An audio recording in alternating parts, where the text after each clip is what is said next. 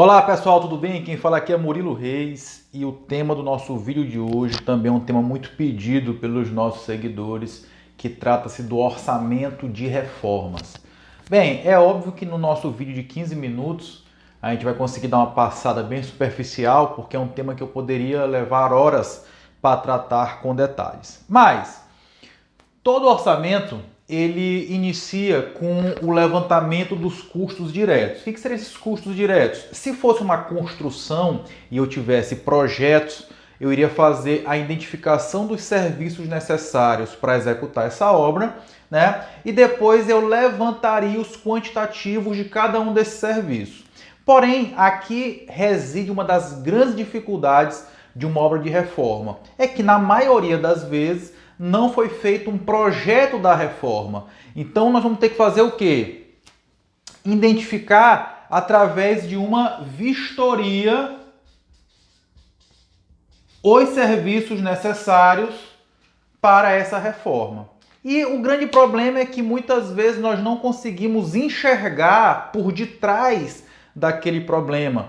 Dificilmente o proprietário daquele imóvel vai nos permitir fazer uma investigação mais aprofundada. Por exemplo, estou vendo uma trinca, ele não vai permitir que eu quebre a trinca para eu ver o que tem dentro na maioria das vezes, porque exatamente ele nem sabe se vai fechar ainda com a gente a reforma ou não. Então nós não podemos piorar a situação lá, expondo mais ainda o problema. Então muitas vezes nós vamos fazer um levantamento apenas visual e por isso existe uma possibilidade de que durante o decorrer da execução desse serviço apareçam coisas não previstas. Nesse caso, nós temos duas dicas. A primeira, lá no nosso BDI, para quem perdeu o vídeo de BDI, procura aí no nosso YouTube, procura no nosso Instagram. Lá no BDI existe um percentual que eu aplico chamado de riscos.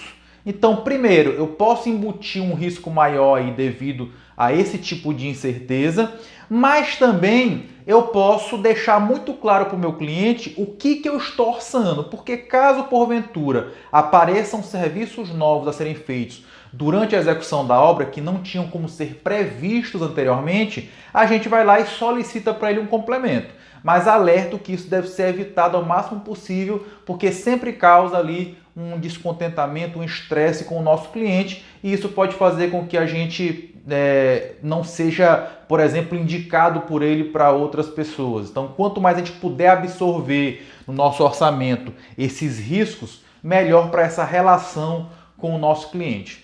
Bem, depois que eu identifiquei esses problemas que eu vou reformar, eu vou passar para o próximo ponto, que é levantar os quantitativos. E aí, pessoal, não tem jeito. É a velha e famosa trena. Medir tudo para poder a gente identificar qual é o quantitativo de cada um desses serviços que a gente vai ter que fazer a execução. Mais uma vez, é claro que nem sempre a gente vai conseguir levantar tudo. Por exemplo, eu posso bater aqui no chão, identificar que o piso está oco e vou especificar, estimar a área que eu vou ter que arrancar de piso para corrigir esse problema, mas na hora que eu começar a mexer, eu posso identificar que o problema está no aterro que cedeu, então vou precisar quebrar o contrapiso, quebrar o lastro, aterrar mais, enfim, são coisas que estão fora da nossa alçada. Por isso, volto a dizer que a gente deixe bem claro o que nós estamos orçando ou demos uma caprichada no percentual de riscos para poder absorver o máximo possível esse tipo de coisa.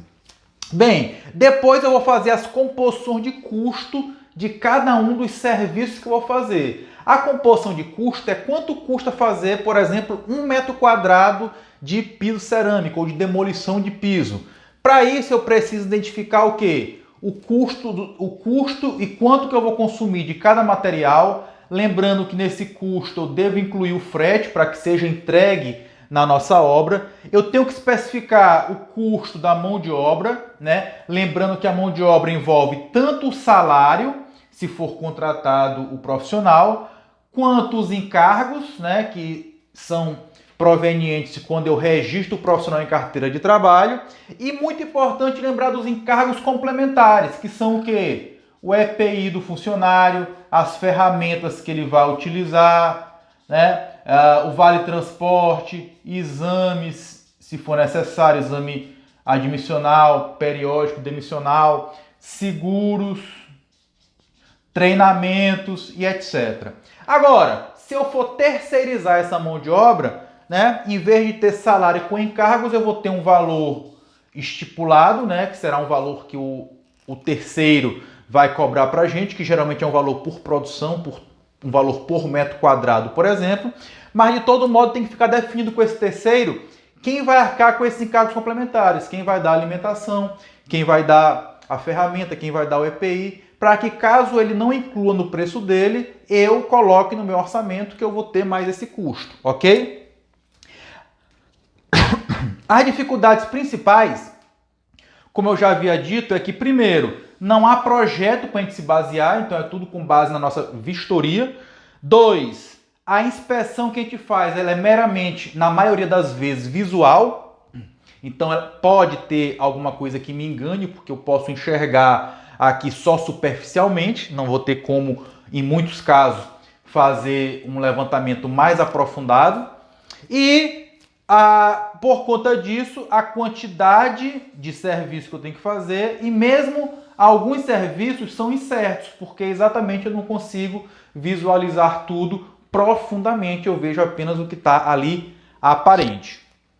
Aí a segunda parte é eu identificar quais são os custos indiretos para executar essa obra, ou seja, eu identifiquei tudo que eu vou reformar, tudo que eu vou construir, demolir, executar, reparar, mas aí eu preciso começar a pensar na estrutura para que essa obra aconteça. Que estrutura, Murilo? Primeiro, canteiro de obras. O cliente que está me contratando vai me dar um espaço, por exemplo, eu armazenar material, ele vai me dar um espaço, ou existe espaço lá para eu instalar uma betoneira, ele vai me dar espaço, por exemplo, para ter o banheiro dos meus funcionários, ele vai ter espaço para eu colocar o bebedouro, ou ele vai me fornecer água. Então, esse tipo de pergunta tem que ficar muito claro para que a gente coloque isso no contrato.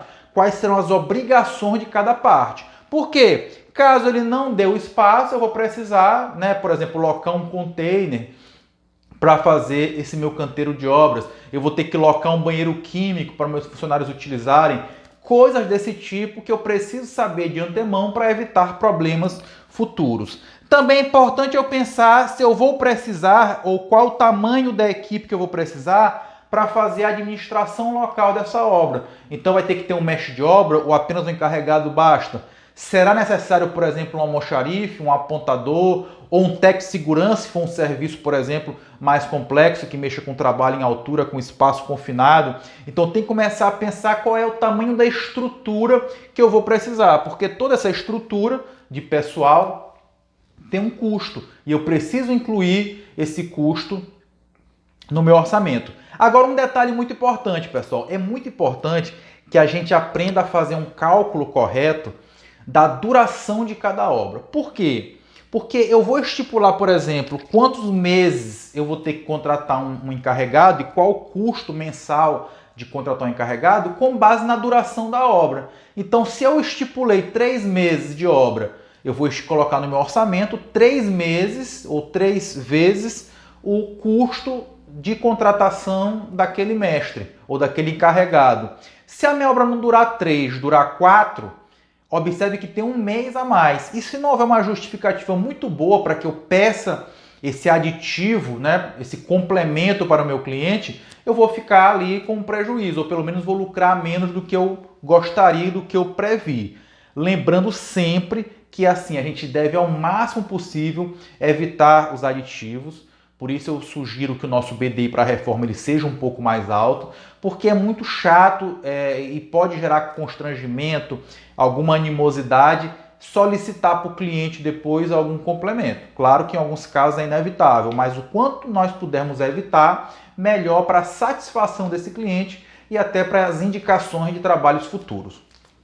Ora, também é importante, como eu disse, verificar se o cliente vai fornecer, por exemplo, água, energia elétrica, para que a gente possa ligar nossos equipamentos. Ou se vamos ter que, por exemplo, solicitar uma ligação nova somente para nosso canteiro de obras, ok?